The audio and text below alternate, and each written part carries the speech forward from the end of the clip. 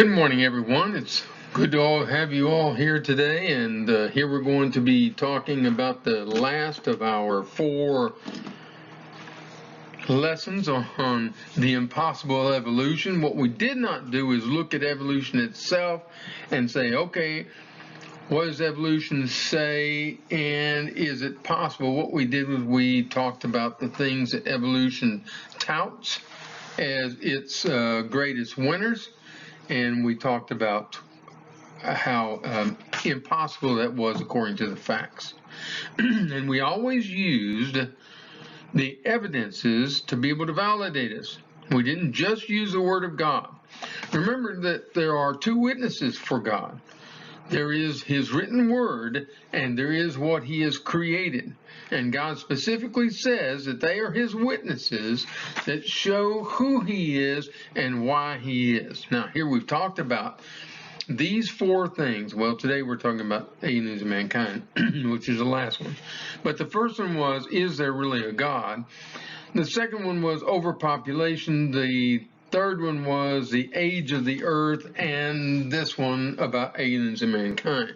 And what we're going to find, or what we have found at the end of all of this, is that it is all subjective. They are trying their best to prove there is no God, and that it cannot be, because they simply do not want an authority over their actions. And this is very important for you to understand, because when we start to question God, it is not because of truth. We start to question God because of what other people have said to us, or things like movies and books and pictures and so on. And we start to have a bias, and we bring into it this subjectivity where we believe a statement, and we take that to the evidence and let the evidence show us that. And so, as we're looking at aliens and mankind, what we have to assume is that there has to be life somewhere. That there has to be, and so that's what they do. In fact, I've done a lot of study. It's been very interesting. The videos that I've watched, there's more information in videos than there is in print, and but the print and so on. In fact, it's amazing how much is out there about what the world says about aliens. And it all boils down to basically this one main point, which I thought I'd start with. And it's too terrifying to be alone. In other words, there has to be something out there. Otherwise, I'm all alone. And if I'm all alone, that's scary. This is what they say about it. There are 2 possibilities exist. Either we are alone in the universe, or we are not, and both are equally terrifying. But I tell you what, it is more terrifying to be alone than it is to be with some kind of foe that you don't know what it is, or how it exists, or what's going to happen. And so this is where they're basing everything on. There must be something out there, and we're going to look at that in a few minutes. There must be something that is there, and we're looking for it. We're longing for it. We're afraid we're going to find it. But there has to be something out there. Because, see, there's just too much unexplained. There are things that we just can't know about. We know that there are things out there. We've seen tunnels. We've seen all kinds of creatures out there. Something had to make it. Something had to carve it out. Something had to produce it. And we have no ability to do this today, and so how did it come about? And there are things that happen in the night. And if you'll notice, most of the sightings are all at night, when things happen and they just can't explain it. There's just too much out there. There's flying saucers, and there's a lot of movies about flying saucers. And we live in a special time. I say special in that people can manipulate your mind easier with pictures and so on than they can with anything else. And you've seen the picture Men in Black, and they go and they find this roach-like creature climbed up onto the top of the Space Needle in Seattle, so because it was a spaceship sitting up there, and so they had to kill it. You remember these stories, and they're so vivid in your mind. So together with the stories that they would tell years ago around the campfires of ghosts and people who were haunting, or things happened that just were unexplained, and so they would talk about this, and then they started putting into it other things. And then they talked about, like, for example, the pyramids. Oh my goodness, the pyramids are so perfect that there has to have been somebody else that created it, not man. You couldn't move so much tonnage of rocks and everything with simple ropes and pulleys and dragging them and slaves, and they forget the truth. And the truth is that we are going from order to disorder, not from disorder to greater order, which is what evolution talks about. That's why we've been talking about this all along, about the possible evolution. And so if we were smarter then, we can't handle that. We don't want to handle that. We don't want to say people back then were smarter than they are today. I mean, look at the things we've done. We've built unbelievable things. We've got cars going down the road at extreme miles per hour, and such luxury that you never seen. And what they forget is that we do not have a car invented today. We're building upon what a man invented years ago and started off with a simple engine, and we just simply added to it until we've got heated seats and electric mirrors and so on. But if you had to start today to create a new automobile, you couldn't do it.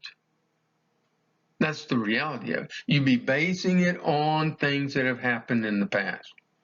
But when these guys built these pyramids, they built them so well and so perfect that they said, obviously there were aliens involved, and these are docking stations for their planes, their spaceships, and so on. And here's the reality: there are three basic ones right there in order, and the first one is the greatest and most perfect, and the second ones and the third one are even more and more inferior. Well, how can you explain that? Well, let's say today, what if we were today have a real big problem, let's say a real pandemic, not what we've had. This is just silly. I'm talking about one where it kills off millions of people. And here, all of a sudden, all the farmers were killed off, and the only people who were left were the people who were in the city, and they're all programmers, software programmers. Now, how are they going to eat? Well, they might be able to go out and scratch out a sustainable living off of a little piece of ground, but they could not do what men today do, even though they use the same tools. And I'm telling you that the things that went on before were far greater than what we have today. No, they found tunnels, they found all kinds of kingdoms and things underneath the earth, special with gold, and they said, well, look at this. Here's a creature that was made. It looks like a cat. It's obvious it's a big panther or something, and there's no tool marks on it anywhere. How did they do that? Obviously, they were able to create these things far better than we could today. And so there had to be aliens. They've got rocks that were put into a building down in South America, I'm sorry, Central America. And these rocks are so heavy that we have no mechanism or combinations of mechanisms today to be able to cut them out of the quarry, bring them across the swamp, and stack them in such perfection that you cannot even put a piece of paper between the rocks. And so they say, obviously, this was something of greater intelligence. In other words, an alien. We came from aliens where they created us, and we have not grown to the point where we can be as smart as they are. But I'm telling you, they were smarter then than they are today. Everything's going from order to disorder, second law of thermodynamics. And look at these Stonehenge here. They were even able to figure out how much weight these stones had and how much they would depress the ground when they stood them up, so that they were perfectly aligned to be able to know when the solstice and the different times of the year would and it would be able to record it. The intelligence then was far greater than now. And the ability to do things once those people were dead, if they didn't pass that on, that died with them. That's why you can see these things that were greater then and are not greater now. They did not want to pass this information on.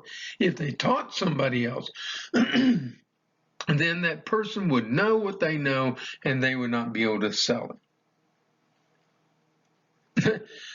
How can these writings be done where only people could see them would be people from outer space? Well, people from outer space couldn't see them either. You can't see these writings from outer space. And the reality is they had balloons.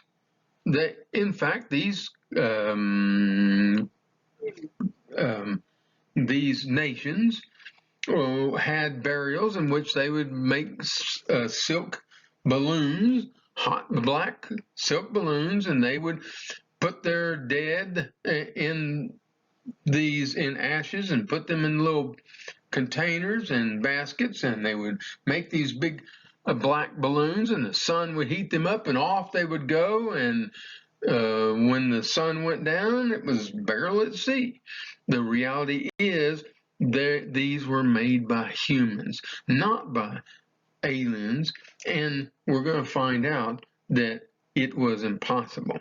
So there's also too much secrecy around this. Everybody knows that there are aliens, but the governments just won't tell us. I mean, we know there are things out there, too many things out there that people can't find. We could almost find them. It's like you can smell they were there, but they're just not there anymore. And so what about that? Aliens had to be there. What about all these abductions that go on? What about the fact that man has been abducted by aliens for years? We got stories about how they went up and they were violated and they examined their bodies and so on and so forth. And that's got to be real. There can't be that all of this information is there and it didn't happen. There's just too much secret. Hey, what about Area 51 out there in the desert? We know good and well they're hiding things from us. They know it and we don't. We know there are aliens out there. Well,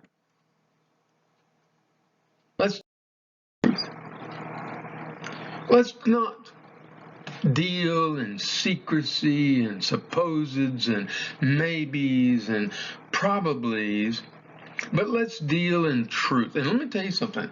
When you go and you examine the movie, you watch these movies, which I know you do, on History Channel, Discovery Channel, and different channels where they're ABC and all that, where they're showing about aliens or about some kind of world somewhere, or they even are just talking about things that they find here, bones or fossils or wherever, and they talk about being eons and eons of years ago.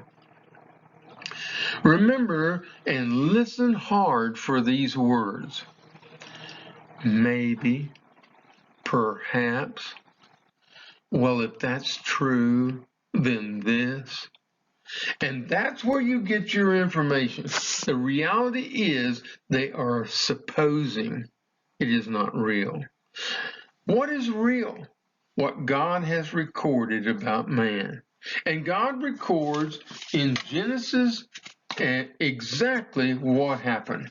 In Genesis 1:1, he says, and listen to the wordage because this is important. In the beginning, God created the heavens and the earth. Okay, God created the heavens and the earth. He created all things. He created mankind. He breathed into him his life. There is no life outside of God. There's no life other than what God has created. And God never mentions aliens. Listen in verse 16 and 17 where he says this about what he created. God made two great lights, a greater light to govern the days and a lesser light to govern the night. He also made the stars. He set them in the expanse of the sky to give light to the earth. And did you hear that? Did you hear the simple statement he made? He made the stars. For what purpose? Did he make them to hold other types of beings out there because we need something else or because they need salvation too? No. He made the stars to rule over the day and the night and for us to be able to see these lesser lights at night. He did all of this because he is for us, not against us. And now notice, he never mentions aliens. Now, there's a time in which Paul was talking on Mars Hill over in Acts. Let's go there. And Acts 17, he's talking with a bunch of thinkers.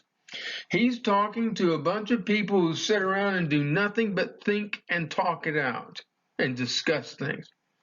And they have discussed a lot of things, and for sure, they knew there was a God, but they didn't know anything about him. They knew he was because of the fact that creation shows there is. And they called him the unknown God. And here's what Paul says to them. The God who made the world and everything in it is the Lord of heaven and earth. In other words, he's the Lord of all the stars and earth. Earth, it keeps saying, in the beginning God created the heavens, plural, and the earth, singular. Only one place of inhabitant. And God mentions this exactly, easily, conveniently. He could have said easily that there are aliens out there. Don't worry about them. I'll take care of them. There are others that are out there. I'll take care of them. But rather he said, I've created the heavens and the earth, everything in the world, and I'm the Lord of it all. I'm in control of it all. I've designed it specifically for man. And this is the key. God's purpose for man. In the beginning there, when he created man, he said he created him in his image. He created as God is. Look at chapter 1 in Genesis, verse 26 and 27. He's very specific in how he says it. Then God said, let us make man in our image, in our likeness. Let them rule over the fish of the sea, the birds of the air, over the livestock and all the earth, and over all the creatures that move on the ground. All the aliens too? No, he doesn't say that. So God created man in his own image. In the image of God, he created him, male and female. He created them. He didn't create something weird who's going to come in from outer space, interact with us, and we've got to deal with it. And they're not male or female, or there's something totally strange. He created people. People of all different kinds. People all over the earth with different feelings and different emotions about different things and different styles, and they're living differently, yet all of them, whole purpose of them is to be God's people and to do God's will for God's purpose. There's no reason for aliens, because the whole purpose of it is here on earth to war against evil. And then he says, look, here's the conclusion of the whole matter. Fear God and keep his commandments, for this is the whole duty of man. The word duty is not even in there, but it says the whole of man. The whole of man is to be for God and keep his commandments. Some of the evidences and what the evidences show. I love this. I tell you what, I did a lot of research on this. It was quite funny. Say funny. I don't want to be rude to people who believe in aliens. However, according to all that you can find out there, all it is, all that we have available to us in information is that it's subjective. Because nowhere we look, as far as we have looked, there is no life but on Earth. When the astronauts came back from the first trip up into space, they immediately quarantined them. They go out there and they grab them out of their space module, and they always landed on the water, because they had to, with the fact that the module comes back not on its own steam, and they would collect them and put them immediately into quarantine and check them over for any kind of life, bacteria or something that might infect mankind and kill off mankind. And then they looked at the rocks that they brought back from the moon, and they studied them and the dust and everything that they could find. And you know what they found? There was no life. It was so obvious there was no life. Then guess what? Today they don't even quarantine them. Today they just come back on a ship, right on back down to the ground, and they land and they get out and say, ha ha, we went to the moon, we went to the space station, we went to wherever. And they get out and they don't quarantine them at all, because NASA knows there is no life out there. In fact, I was reading this one particular one that was talking about aliens and the let me see where I've got my notes here, and it's pretty interesting because they were talking about how they've been studying these rocks. Here we go. All right, listen to this. In 2011, a NASA scientist, Robert Hoover, claimed that aliens exist after he discovered fossils of alien bugs inside of meteorites that landed on Earth. The astrobiologist Richard Hoover said that laboratory tests of the meteorites contain no evidence that suggests that the fossils were of Earth-based organisms. The 3 meteorites are believed to be among the oldest in the solar system. Hoover claims that the lack of nitrogen in the samples indicate that there are the remains of extraterrestrial life forms that grew on parent bodies of the meteorites when the liquid water was present. Hoover, an expert on life in extreme environments, has reported similar structures in the meteorites several times before. Oh, that sounds pretty good, doesn't it? Wait a minute. One last word in that particular paragraph. So far, none has been confirmed, as the ancient remains of alien life. Now see, they just don't show you that. They leave that till way at the back of the story. And here's another one here where they have looked, they're looking around everywhere. They're looking for Mars. They say, you see that crater right there?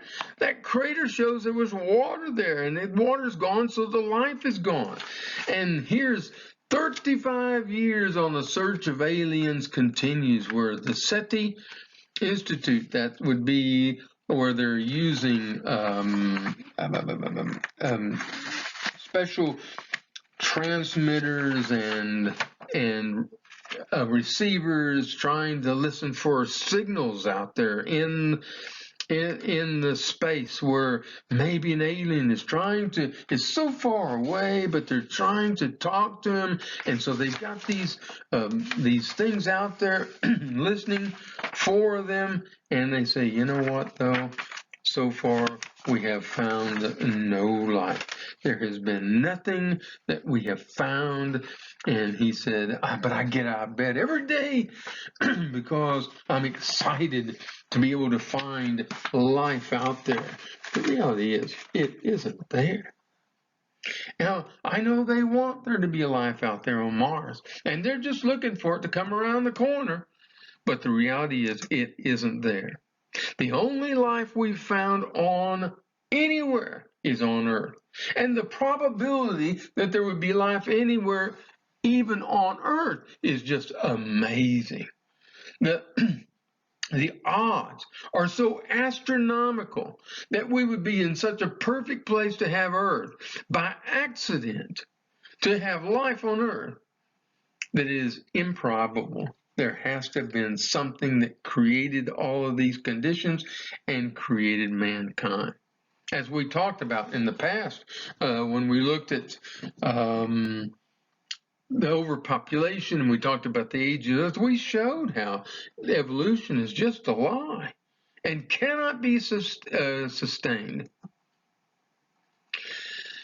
Another thing is, when we look at all the pictures, all the people, all the aliens, all the things, they look like creatures here on Earth. They either have human-like features, or they look like something that we've seen on Earth. In fact, you remember probably the most famous story about aliens was the one with Sigourney Weaver, where she's being chased around the ship with some horrible-looking creature that is wanting to eat her. And the reality is, it's there in the water. Every creature that they've ever put on as an idea of what an alien looks like is straight from here. Man cannot dream up something he's never seen. We're just not capable of doing that. Hey, you want to try that? Get you out a piece of paper, get you a pen or a pencil, and draw something you've never seen. Do not use anything you know of here on Earth. Do not use circles, lines, or any of those kind of things that you already know of on Earth. You've got to think and come up with something else. And it's no surprise then that we think aliens look like these things, because we can't dream of it any other way.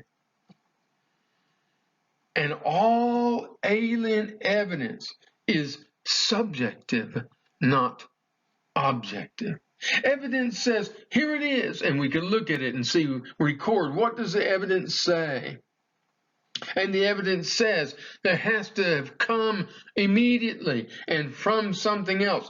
And Louis Pasteur proved this back in 1859, but the same year people wanted to buy Charles Darwin's Origin of the Species, and it was that they had to come from some other way, not from God.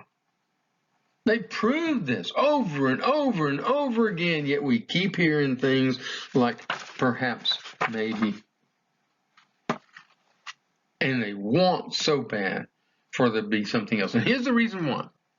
Because if we have a God and he has and he has commanded us to do something, then we have to do it. And here's